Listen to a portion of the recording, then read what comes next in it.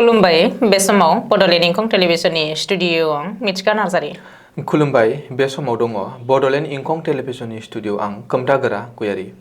दिनैनि गाहाय रादाबफोराव दङ।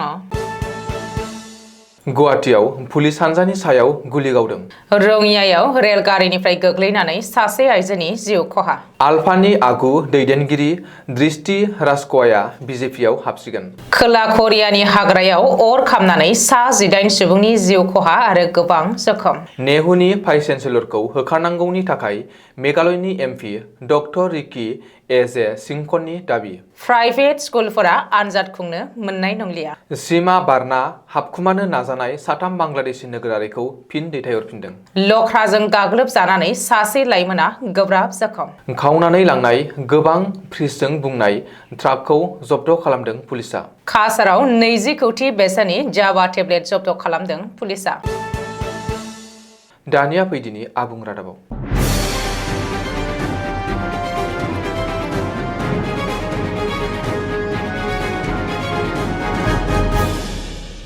गुवाहाटी नोगोरमायाव फिन गुलि गावनाय जाथाय। बे खेबाव पुलिसआ गुलि गावाखै, दुथाङासो पुलिसखौ थांखिनानै गुलि गावदों। मंगलबार खालि हराव गुवाहाटी नोगोरमानि नारेंगी तिनिआलियाव जादों बे जाथाया। मिथिनो हानाय बायदिब्ला दुथाङा गंसे बोलेर' गारिनिफ्राय पुलिसखौ थांखिनानै गुलि गावो। बे जाथायाव आब्दुल ममिन मुंनि पुलिस साब इन्सपेक्टरा जखम जायो। बे जाथायनि उनाव पुलिसआ होसो होसो हमनो हायो गुलि गावग्रा दुथांखौ। बबेखानि पुलिसनि सायाव गुलि गावग्रा सुबुंखौ उदालगुरि जिल्ला रौतानि थागिरि सबिन बसुमतारी होननानै सिनायथिनो हायो। पुलिस सुलुङाव फोरमायथिनाय बायदिब्ला सबिना बाहायनाय AS12 AE 2086 नम्बरनि गुफुर गाबनि बोलेर' गारिखौबो पुलिसआ जब्द खालामनो हायो। सबिननि गारिनिफ्राय गोबांथार बिबांनि गान्जाखौबो बोखांनो हायो पुलिसआ। सरासनस्रा गारियाव गोसोम ग्लास लागायनो मोनाब्लाबो सबिना गावनि गारियाव गोसोम ग्लास लगायनानै लादोंमोन। बबेखानि बे गासैबो जाथायनि सायाव पुलिसनि नायबिजिरनाया सोलिगासिनो होननानैबो सुलुङाव फोरमायदों। रङिया रेल जंक्शनाव रेलगारिनिफ्राय गोग्लैनानै सासे आइजोनि जिउ गोमादों। 12424 राजधानी एक्सप्रेस रेलगारिनिफ्राय गोग्लैनानै जिउ गोमादों आइजोआ। जिउ गोमानाय आइजोखौ लखिमपुर जिल्लानि जन्मनि देउरि होननानै सिनायथि होनाय जादों। जन्मनि देउरिया राजस्थाननिफ्राय रेलजों न'आव फैदोंमोन। नाथाय न' सहैनायनि सिगां लामा ससेयाव बे जाथाया जायो। रङिया जंक्शननिफ्राय लखिमपुर फारसे थांनाय रेलाव गाखोनो थाखाय खारफुनाय राजधानी एक्सप्रेस रेलगारिनिफ्राय ओंखारनो नाजादोंमोन आइजोआ। बे समावनो गादलिननानै गोग्लैयो आरो जिउ नागारो। राजस्थाननि माउन्ट आबुनिफ्राय लखिमपुराव फैनाय प्रजापिता ईश्वरिया ब्रह्म कुमारी आफादनि हानजाजों लोगोसेनो लखिमपुराव फैदोंमोन जन्मनि देउरिया। बे जाब्रबथायनि लोगो लोगो रेलवे पुलिसआ आइजोखौ बोखांनानै देहा फाहामसालियाव लांनाय जादोंमोन। नाथाय डक्टरा आइजोखौ थैबाय होननानै फोसावो। रिपर्ट बादिब्ला बे खौरांखौ सुजुनाय समहालागै आइजोनि गोथै सह'आ रेलवे पुलिसनि जिम्मायावनो दंमोन आरो गोनां जानाय आयेनारि हाबाफोरखौ मावगासिनो थानाय जादोंमोन।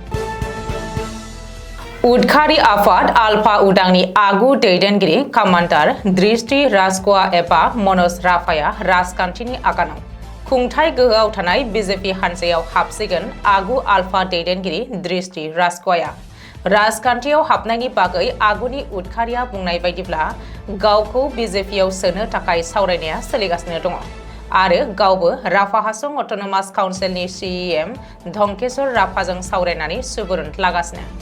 मख'नो गोनांदि उदखारि आफाद आलफा उदांनि कामान्डार इन चिफ भरेश बरुवानि खाथिसिन हेफाजाबगिरि दृष्टि राजख'वाया गोबाव समसिम आफादजों सोमोन्दो दङमोन। बियो 1989 मायथाइयाव आफादाव हाबदोंमोन आरो 2011 मायथाइसिमाव आलफा उदांनि 109 बेटेलियननि कामान्डार जादोंमोन। उनाव बियो नभेम्बर 2020 मायथाइयाव उदखारि आफादनि लेङाइ कामान्डार इन चिफ बिबान लादोंमोन। नाथाय आलफा उदाङाव 3 जिथाइहालागै थानायनि उनाव दृष्टि राजख'वाया 2020 मायथाइनि नभेम्बर दानाव गावनि 4 देहा बेंग्राजों लोगोसे भारतारि रौनियानि रेड हर्न डिभिजननि खाथियाव गावखौ गथायहैदोंमोन। बेखौबो मख'नो नांगोन दि दृष्टि राजख'वाया गावनि दावहारु जिउखौ नागारनायनि उनाव आबाद आरो समाजनि खामानियाव हाबदों। बियो खामानि गैयै लाइमोनफोरखौ आबाद मावनाय आरो जुनार फिसिनायाव थुलुंगा होनानै बिसोरखौ सरजाबनायाव जोबोद सांग्राङै बाहागो लागासिनो। सासे दावहारु दैदेनगिरिनिफ्राय समाजारि खामानि मावग्रा जानायसिम बिनि सोलायनायखौ मोजाङै उनसंनाय जादों आरो बिजेपिआव हाबनानै गुबै राजखान्थियाव हाबनो सिगांनाया बिनि गुबुन मोनसे गेदेर सोलायनाय। खोला करियानि गयनसां प्रभिन्सआव हाग्रा राननानै गिलुबालु अर खामनायनि जाहोनाव खमैबो सा 18 सुबुंनि जिउ खहा जानायजों लोगोसेनो सा 10 जोखोम जादों। बे सा 10नि गेजेराव सानैया गोब्राब हालोदाव दङ। बेनि अनगायैबो सासे गोमाना दं होननानैबो फोरमायथिदों। सुलुङाव मिथिहोनाय बायदिब्ला गासै 17,000 हेक्टर हाग्राया अर खामनानै सेवहांगार जाजोब्बाय। गाज्रि गोहोम गोग्लैनाय हिसाबै गासै 209 न' आरो मन्दिरफोरा खामग्लिनानै सेवहांगार जाबावदों। मंगलबार खालि खोला करियानि बे खामनाय अरखौ खोमोरनो थाखाय 5,000 रैखाथि हानजाया खामानि मावगासिनो आरो गं 146 हेलिकप्टारजों अर खोमोरनाय खामानिखौ मावगासिनो दं होननानैबो मिथिहोदों करिया सोरखारा। मेघालय शिलं बियाबनि एमपि डक्टर रिकी एजे रिंकना मंगलबार खालि दाबि खालामदों दि गोबां जाख्ल'नायजों लोब्बा थानाय नेहु एबा नर्थ इस्ट हिल्स इउनिभार्सिटिनि भाइस चेन्सेलरखौ थाबैनो होखारनांगौ। मानो होनोब्ला प्रफेसार पि.एस. शुक्लाया नेहुनि भाइस चेन्सेलर जानानै थानाय समाव गोबां बेले-बेजे सोमजिगासिनो दङ आरो आथिखालाव नेहु मुलुगसोलोंसालिनि खुंथायारि राहाया लोरबां जालांगासिनो दङसै। बेनिखायनो सोलोंथाइ बिफाना बे गोथौ जेंनाखौ सुस्रांनो थाखाय दाबि दैखांदों मेघालयनि एमपिआ। प्राइभेट एबा बेसरकारि फरायसालिफोरा दानिफ्राय आनजाद खुंनो हानाय नंलिया। स्टेट बर्डनि जायखिजाया आनजादखौ खुंनो मोननाय नंलिया प्राइभेट आरो भेन्सार स्कुलफोरा। बे गेदेर बाथ्राखौ सदनाव फोसावदों सोलोंथाइ मन्थ्रि डक्टर रनज पेगुआ। बावैसो ओइचएस सेथि बोसोर आनजादनि सोंथि बिलाइया गले-गले लिक जानाय आरो माखासे जेंना नुजाथिनायनि उनाव बे गेदेर थांखिखौ लादों आसाम सोरखारनि सोलोंथाइ बिफाना। मख'नो गोनांदि दानिफ्राय रायजोआरि बर्डनि आनजादफोरखौ खुंनो मोननाय नंलिया प्राइभेट स्कुलफोरा। सोरखारि फरायसालिफोरावल' आनजाद खुंनायनि गनायथि। रायजोनि गुबुन गुबुन जिल्लानि गं2 प्राइभेट स्कुल आरो गं3 सोरखारि स्कुलनिफ्राय लिक जादोंमोन ओइचएस सेथि बोसोर आनजादनि सोंथि बिलाइया। बै फरायसालिफोराव आनजादनि सिगांनो सोंथि बिलाइनि थफ्लाखौ खुलिदोंमोन। बेखौबो मख'नो गोनांदि सोंथि बिलाइ लिक खालामनाय फरायसालिफोरनि गनायथिखौ दाननानै होबाय आरो सोलोंथाइ बिफाना बेनि हेंथायै राहा लागासिनो दङ। बेबायदियैनो बै गं15 फरायसालिया 2025-26 मायथाइनि थाखाय ओइचएस सेथि एबा 11 थाखोआव गोदान फरायसानि मुं थिसन्नो हानाय नङा। सोलोंथाइ मन्थ्रि डक्टर रनज पेगुआ सोलिगासिनो थानाय बाजेट जथुमाव फोसावदों बे गेदेर बाथ्राखौ। श्रीभूमि जिल्लायाव आयेन बेरेखायै हाबफैखोमानाय गासै 3 बांलादेशी नोगोरारिखौ 25 मार्च खालि आसाम पुलिसआ हमनो हादों। हमजानाय बैसोर सुबुंखौ मोहम्मद हुसैन, मोहम्मद अल्लामियान मिया आरो मोहम्मद सैफुल इस्लाम होननानै सिनायथिनो हादों। माखासे सोंलु खालामनायनि उनाव आसाम पुलिसआ 3 सुबुंफोरखौ फिन बांलादेश हादराव दैथायहरफिननाय जाबाय।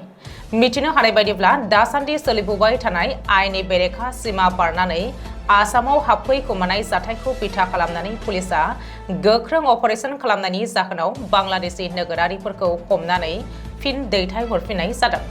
जाहोनाव बे मावथांखिनि सायाव जाफुंसारनायखौ नुनो मोननानै आसामनि गिबि मन्थ्रि डक्टर हिमन्त बिश्व शर्माया समाजारि बिजों टुइटारनि गेजेरजों आसाम पुलिसनि फारसे हामलायनाय जासिदों। मालिगावनि माधबदेव नगरनि सासे 12 बोसोर बैसोनि लाइमोना लख्राजों गाग्लोबजानानै गोब्राब जोखोम जादों।